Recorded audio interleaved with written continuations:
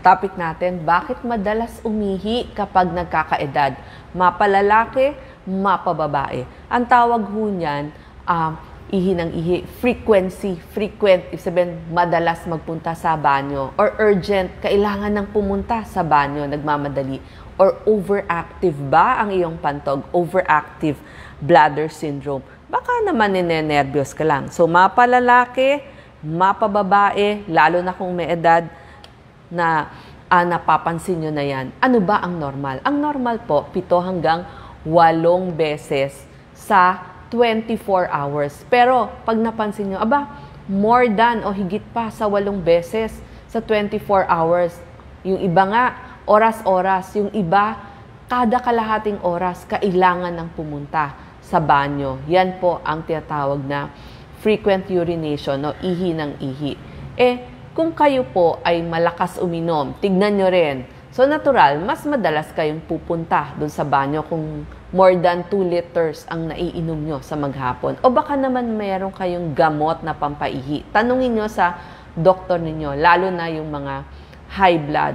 O kaya naman, isasabi ko pa, ano yung mga dahilan bakit tayo ihi ng ihi. Pero sino nga ba yung mga laging ihi ng ihi? Pag sa babae, yung mga buntis.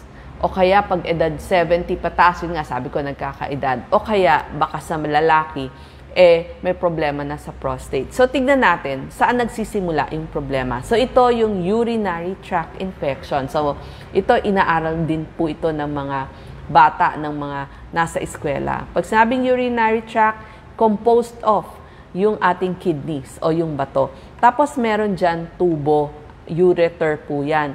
Tapos meron tayong pantog, bladder. At sa dulo nun, kung saan lalabas, urethra po yan. Labasan na ng ihi. So, anywhere dito sa mga ito ay pwedeng magkaroon ng problema, kaya kayo ihi ng ihi.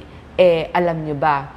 Sabi ko nga, bakit pag nagkakaedad? Kasi pag 40s to 50s, dapat mapapansin nyo, once a night, gigising tayo para umihi. Pero, bakit pag edad 60s na, 2 times na tayong gumigising? Pero yung edad 80, minsan 3 times na silang gigising. Pero kung higit pa doon, ang paggising ninyo sa sinabi kong once, twice, or thrice, meron na yang mga dahilan.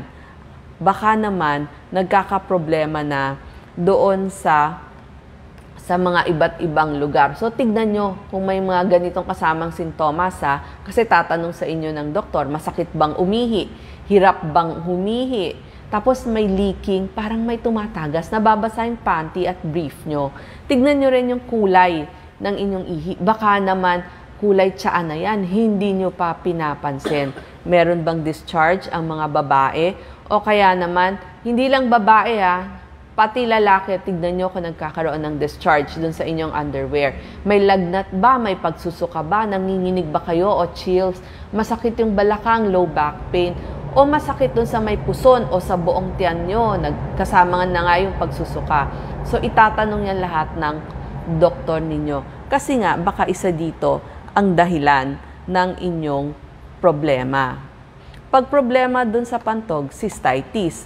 Pag problema dun sa kidneys, may tinatawag tayong pyelonephritis. At pag doon sa dulo, sa labasan, urethritis. So yan po yung mga sakit na pwedeng makuha. Pero talaga, UTI ang number 1, kaya highest yield, umaakyat po doon sa kababaihan. Ang iba pa pong mga causes, pag sa kababaihan, may tinatawag tayong vaginitis, yung yeast, bacterial vaginosis o trichomonas. Tapos, sa kababaihan din, may tinatawag na uterine prolapse, vaginal prolapse. Yung pag naghugas ho kayo ng maselang bahagi, bakit parang may nakakapa kayong lumalabas? So, yung buwak po yun. So, dapat pupunta tayo sa ating OBGYN. Yung iba, yung mga diabetiko, baka hindi nyo alam, tumataas na yung inyong sugar, hindi na nagagamit yung insulin. So, ang tendency ng katawan natin, ilalabas yung asukal. Kaya, gagawin niya, mas ihi ng ihi. Tsaka medyo mapapansin nyo, mas madami din yung iniihi ng mga diabetic. Kaya nga later, sasabihin ko, kailangan din ng blood test. Tapos, sa kalalakihan naman, may tinatawag na BPH, lumalaki po yung kanilang prostate. Ito. Ang problem dito sa prostate, nakaipit ho yan dun sa tubo, yung kaninang sinasabi ko, dun sa tubo. So, pag naiipit niyan, yung pantog nyo, hindi niya talaga totally ma-empty. May naiwan pa pala. So, yun, iihi na naman kayo. Tapos, baka meron din mga kondisyon na dun sa inyong nerves. Baka naman po na stroke o na Parkinson's disease. So, paglalaki, mas ihi ng ihi. At tanungin sa doktor, lalo na yung mga high blood, baka yung mga gamot nyo may pampaihi. Tsaka yung mga may heart failure, syempre, mas pinaiihi ho sila. Tapos sa kalalakihan, meron din ho, mas nagkaka-stone doon sa kanilang pantog. So, hindi lang ho kidney stone na bladder stone. So, mas iihi din kayo ng iihi. So, yan po. Babae at lalaki, pwedeng makaranas ng ihi ng ihi. So, ano ang gagawin? Pupunta ho tayo sa mga doktor. Ano hong doktor? Urologist, lalo na kung lalaki kayo. Pero pwede din ho ang babae doon pumunta.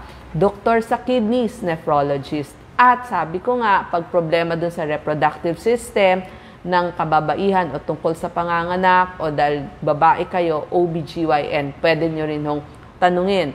So, iti-test kayo. Kasama ho ang neurologic test. Isabihin yung test sa inyong nerve. So, wag ho kayo magtataka kung bakit tinetest-test ng doktor yung inyong mga nerves.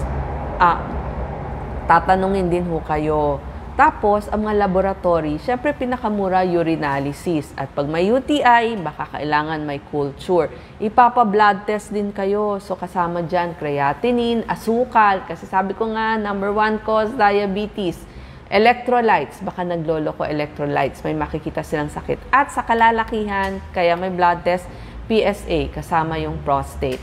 Tapos, merong mga test, yung para sa flow ng urine, yung pressure sa pantog, yung cystometry, may cystoscopy pa, sisilipin ng instrumento, tapos kung nerves ang problem, may EMG, electromyography, ultrasound, ito ho, isa sa mga, bukod dun sa CT scan, ultrasound, ano ang gagawin nyo? Hindi ba kapag kayo ay mag-ultrasound, wag na hong mag-aalmusal, gawin nyo, i-schedule nyo sa umaga para hindi kayo magutom.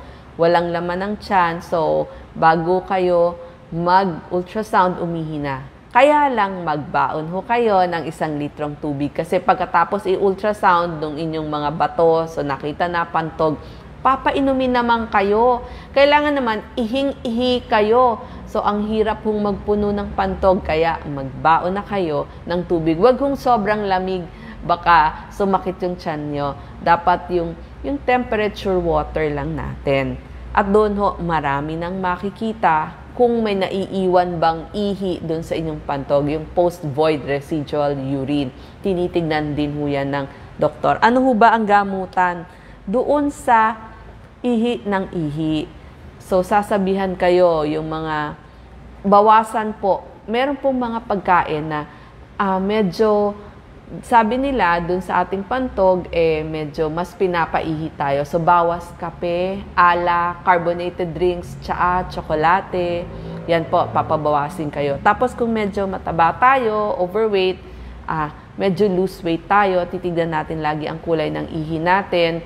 Tapos, meron din tinatawag na retraining ng bladder. Tinitrain yung inyong pantog. Usually, 12 weeks to. Tuturuan kayo kung napakadalas yung mag-CR, di kung dati, kalahating oras, o yung iba nga every 5 minutes, sasabihin, pigil muna. Pipigilan nyo o orasan nyo. Pigil kalahating oras, tapos, so, kung kaya umabot hanggang dun sa susunod na kalahating oras. At pag kaya nyo na yan, after ilang araw, pataas na ng pataas yung oras ng pagpigil. Gagawin ng 4 na oras. So, hanggang maging 4 na oras na. Kasi nga, sabi ko, ang frequency, yung iba kada oras o kada kalahating oras, pupunta ng banyo. So, pigil hanggang matutunan na ng inyong pantog. So, retraining, minimum non 12 weeks. Tapos, merong mga exercises, pampalakas ng muscle dun sa paligid ng pantog, tsaka ng urethra, yung pinakahuling butas na daanan ng ihi. Usually, makikita nyo, 3 to 6 weeks may improvement na. So, kung kayo ay nasa trapiko, nakaupo lang kayo, mag-exercises kayo nang walang nakakalam. Isabihin, iipit-ipitin nyo po dun sa may puwerta o dun sa may bandang puwitan. Parang may pencil doon na iniipit kayo. Tawag ho doon, Kegels exercises. Pero pag nasa bahay kayo, ito po ang Kegels. Taas, baba po yung inyong puwitan. Ganyan. Yan. Tapos, taas, count ng 1 to 10, baba. So, 5 repetition. Pwede din ho yung parang clam, para kayong halaan o tulya. Yung dalawang binti nyo, buka. Yan. 10 repetitions. O kaya yung knee fold, yan, ifo-fold nyo papunta sa inyo. Pwede rin ho yan. O kaya parang table. Yung isang paa, ayan, no, parang tabletop, nakataas lang. Tapos yung isa naman, nakahinto lang, naka-split naman. So, yan po yung mga exercises, pampalakas ng muscle. Tignan nyo rin ho yung kulay ng inyong ihi. Baka naman sumusobra nga kayo ng inom. Parang more than 2 liters na. Kaya pala kayo ihi ng ihi. So, importante ho yung kulay. Pero kapag medyo very yellow na, baka naman kulang kayo ng iniinom. So, gusto natin nandito lang sa light yellow. Meron ho tayong tinatawag na overactive bladder sa mga kalalakihan. Ang iba hong sintomas niyan, ang hirap magsimula ng ihi. Kaya makikita nyo, tignan nyo sa CR ng lalaki, nakahawak sila dun sa pader. Kailangan pang umiri sa una, mahina yung daloy, o kaya naman putol-putol. So, nangyayari ito sa mga 11 to 16% ng kalalakihan. Bakit? May impeksyon. Mahina nga yung muscle dun sa paligid ng pantog, kaya dun nga kailangan mag-Kegels. Tsaka alam nyo ba, yung mga taong nagtitibi, kasama ho nun yung ihi ng ihi. Kaya kailangan gamutin din natin yung pagtitibi sa pagkain ng maraming fiber katulad ng mga oatmeal, gulay, prutas. Tapos, baka medyo mataba, kailangan magpapayat tayo. At saka, yung iba nga baka may neurologic disease, halimbawa yung mga Parkinson's. So, punta po tayo sa ating neurologist. Tapos, sa mga kababaihan naman, meron naman, hindi naman mapigil yung kanilang ihi, walang control, kawalan ng pagpigil. Actually, mas twice nararanasan ng mga kababaihan to kaysa sa mga kalalakihan. More common. Bakit? Kasi nanganak yung mga babae. At saka, pag nagme-menopause na sila. Dalawang klase po yung bakit lumalabas yung ihi. May tinatawag na stress incontinence. Tumutulo siya, lalo na kapag tumawa, umubo, di ba pag ubong-ubo tayo, lalo na pag may ubo-sipon ka, bumahing, o nag-exercise, o may binuhat. At meron din na tawag na urge incontinence, yung bigla na lang kayong naiihi at kailangan nyo ng magbanyo.